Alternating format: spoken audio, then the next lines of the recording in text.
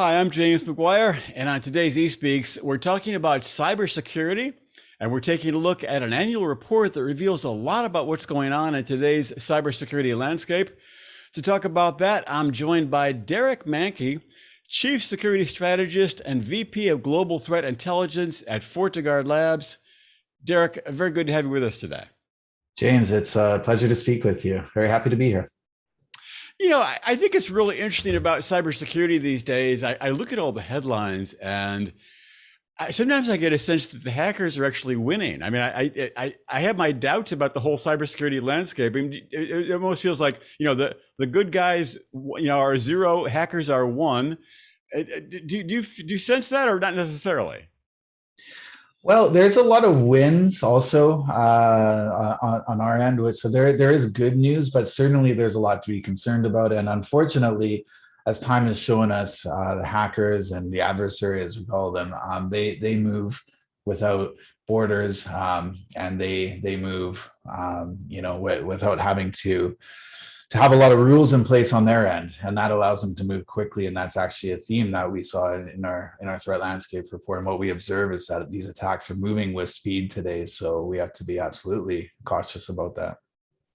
And I guess, I mean, on the other hand, we don't hear about the good news. I mean, the wins are quiet. I mean, I guess in some sense, when it comes to cybersecurity, no news is really good news. So maybe that's part of it. Maybe I should feel more optimistic than I should, anyways. Yeah, and any win is a win in our cap, right? Anything that we can do, we can't boil the ocean. I think cybercrime is always going to be present, just like crime in the physical world still is millennium later, right? But it's just how we effectively tackle it, work together, and make wins. I'm not just talking about arrests and prosecutions and these sorts of things. We have to do that, and we do have wins in that area, but also just disruption. Raising the level of education goes a long way to make it more expensive on their end to operate. So if you look out at the landscape, what is a trend or so that you see driving cybersecurity these days? What's moving things? What are people caring about and talking about? Yeah, so we're seeing a convergence on the threat landscape. So we see convergence in technology. We talk about this, as we know, between networking and security and all of this on the defensive side. But if you look at what's happening on the cyber criminal side, they have illegitimate, of course, but business models of their own. There's a full ecosystem that, everywhere from crimeware, producing new viruses, new ways to hack systems, how to move funds, like money laundering departments, obviously working through crypto, the sort of malicious CEO, if you will, organizing all of this, and now business partners and affiliates. And so it's not just one or two people within an organization. These are full criminal enterprise models, 50 plus people in an organization. And not just one organization. We're seeing, just ransomware as an example, we're seeing 15, 20 very active different groups. And that's driving a lot of that. And then unfortunately, because they're profiting a lot on these attacks, they're well funded, and they're becoming more sophisticated. They have more techniques in their pocket, more tools to be able to hack systems. And they're even weaponizing, this is something we called out in the report, weaponizing offensive automation, artificial intelligence to be able to move quicker too. Let's talk about the report. I mean, give us the title, please. And what was the overall theme of the report? What was it about? Sure. So this is our second half of 2021 Global Threat Landscape Report put out by FortiGuard Labs. We have the fun job. It is fun, by the way, but of compiling 6 months, half a year's of data. And it's a lot of data. I mean, we at FortiGuard Labs, we process 100 billion potential threat events in just one day. That's one day. So multiply that by half a year, and that's what we're up against. And we have to normalize that, right? Crunch through that data. We have a lot of machine learning and data scientists, a lot of great things on our team to be able to make that happen. And what we do is basically bucket that by key trends we're seeing verticals across the attack surface, what's happening, and then of course by understanding that and the key trends and drivers of movements, including significant security events, then we can have a much more strategic conversation when it comes to what can we do about this in defense, right? Right. So we need reports like this for sure. I think there were at least 4 points from the report I'd love to dig into. I think there's specific threats One of them is sizing up Log4j, and of course we've heard a lot about Log4j. What's the details on that one?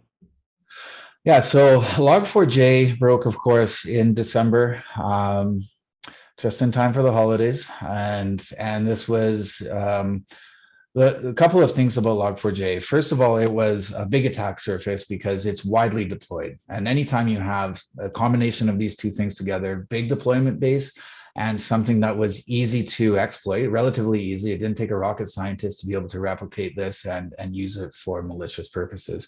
It's exactly what we saw. The concerning thing is that the speed, right? If we look at Log4j, and this is what we call out in the report, it moved with unprecedented speed. In a 10-day period when it broke, it was greater than all other attack activity we saw for the whole second half of 2021. Just the one threat in 10 days. And if we compare that to other threats that broke last year, so proxy logon and the Microsoft Exchange vulnerabilities, this was in Q1 last year. That was also another big deployment-based attack surface. Log4j moved, and that was a significant threat. Log4j moved 50 times faster. That was the rate of exploit that we put on it. And so it just shows the incredible speed that that these threats can move with. We're talking about, and the key takeaway from that, James, is that we can't wait weeks to respond to these. We're talking about a 24 to 48 hour response period, which is critical. Mm-hmm. What about ELF on a shelf threat? What's the details there? Yeah. So for those who might not be aware, ELF is actually the executable format for Linux. So this is executable linkable format.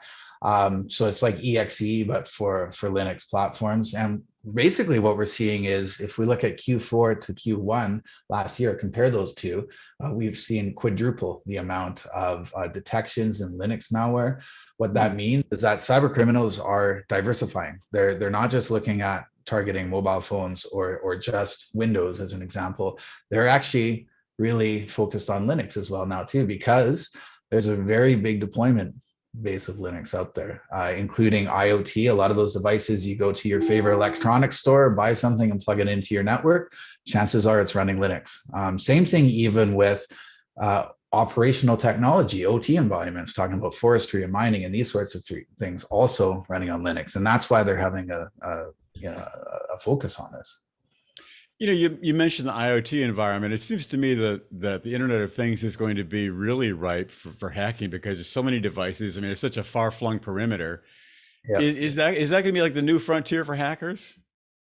Absolutely. In fact, and this is again what we have observed in the report, not just in the second half, but also the first half of 2021, there was incredible activity with attacks on IoT. In fact, the number one attack, if we look at the types of attacks that are happening, number one have been on IoT devices. And this is traditionally, it's been things like IP security cameras, network attack storage, and so forth. But we also see, again, going back to this ELF on a shelf thing, botnets. So actual code that's being written that run on these devices. Mirai is the most famous of those, but we're seeing multiple other ones as well. So it really is, because it is that low-hanging fruit, unfortunately. All right. Well, moving along, what about more pangs for Exchange exploits? Yeah, so I just set the stage with Log4j and what we saw with that, but we can't forget about problems in the past either, because these have a shelf life, if you will, and they have a lifespan, right? And it takes a while. So if we look at the what happened with MS Exchange and the proxy logons, this broke 1 year ago. And it quadrupled its output in about 2 months from there, but it didn't go away. If we looked at the second half of 2021, we still continued to see a relentless campaign happening on those vulnerabilities. Why? Because unfortunately, not all organizations still patch in a timely manner. And so what we see, unfortunately, is that attack activity continues on these typically for 1 to 2 years after they first break. And Log4j won't be an exception with that either. And Baby got hacked is our last one. Yeah, so IoT, right? Baby monitors. Guess what? Right. They run. Yeah. Yeah, they run Linux as well. So Oh, same sorts of problems that I was talking about, right? There's a lot of different ways that are being discovered to compromise these devices, and you have two problems when that happens. Number one, these devices by nature have video cameras and audio feeds, and once they're compromised, cyber criminals can tap into that. They can use it for various fear tactics, techniques, for extortion, as an example. But they can also use it for compromising the device and then using it to leapfrog into other devices on your network, which is a big issue as well too. is that? I mean, of course, we hear a lot about zero trust these days, and is the idea of you once you break into the network, you haven't broken into the entire network. You've just broken into one small piece of it, one aspect, one compartment, so to speak. So what you're Uh-huh. talking about is someone is using this device to leapfrog into another device. If theoretically they're set up with zero trust, would it stop that, or is that a totally different idea?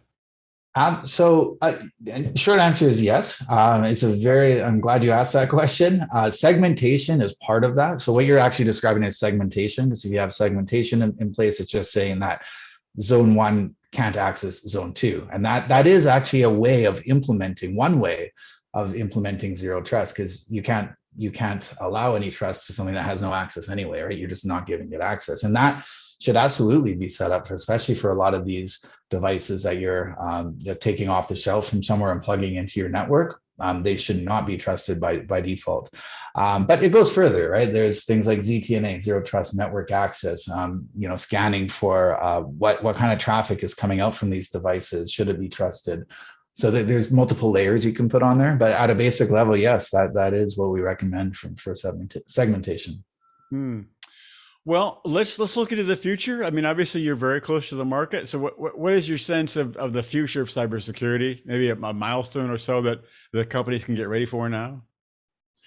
Yeah, so looking to the future, first of all, if we look at ransomware, and this is another thing we called out in the report, it has not subsided. We saw a meteoric rise in the first half of last year, and we've seen that continue. It's been a relentless push.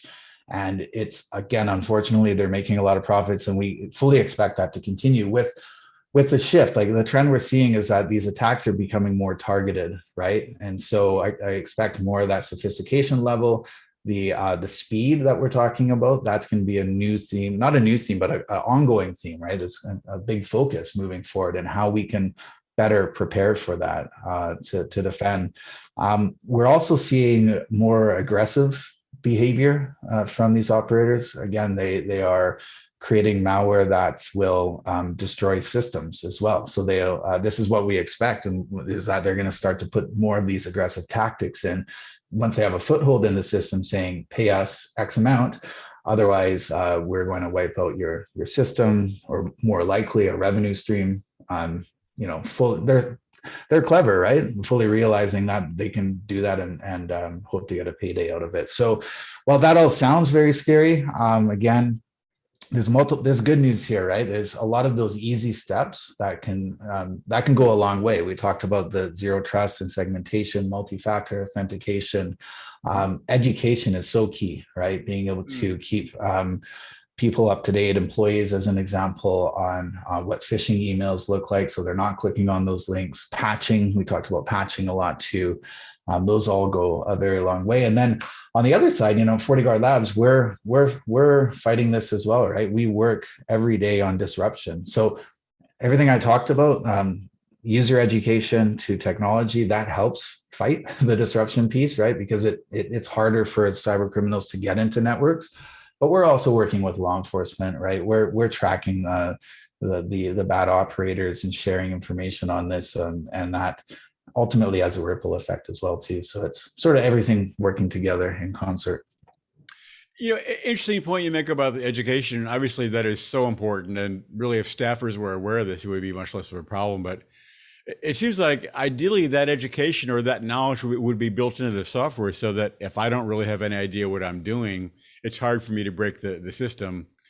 I mean, at what point can we sort of build that education into the system? Is that even possible? Well, there is. So there's tools to help with education. Phishing is a good example. So there's actually phishing, penetration testing, as we call it. We have it at Fortinet. We have penetration testing services, phishing awareness services, right? That are software tools, right? That actually will try to, give statistics and reporting and test users in a good way. It's not like a naming and shaming sort of thing, right? But there's, going back to your original question, there's never a silver bullet to cybersecurity. So we can't just rely on one thing.